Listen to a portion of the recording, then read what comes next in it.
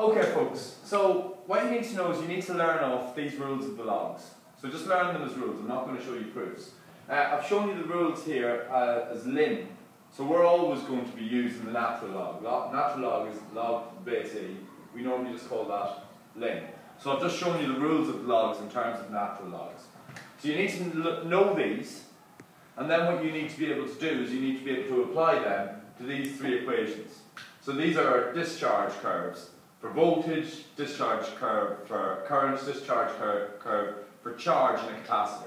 They all look the same. They all descend like this. The problem is if I give you a question, say for instance, we're looking at the voltage discharge.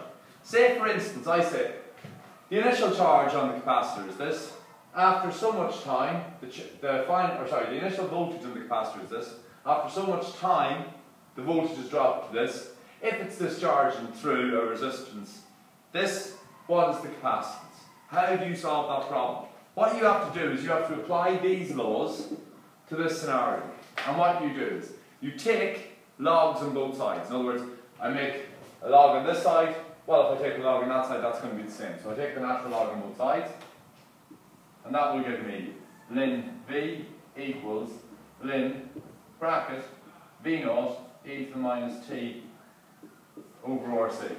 But now what I've got is I've got a product. I've got a log of two things multiplied by each other. So I can say, well, ln V stays the same, and that equals, now I'm going to use this law of the logs.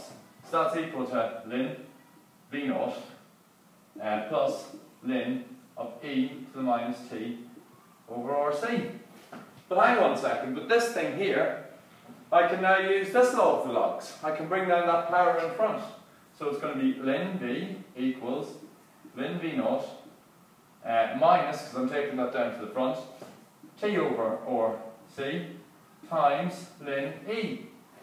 But hang on a second, ln of E, that equals 1. So if I just replace that by 1, or hang on, let's rub it out because that's the same thing, multiplying it by 1, rubs it out. So now I've got this equation here. So now you can do this.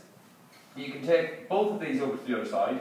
So it's going to be ln V minus ln V naught equals minus t over RC. But now I can use this law of the logs.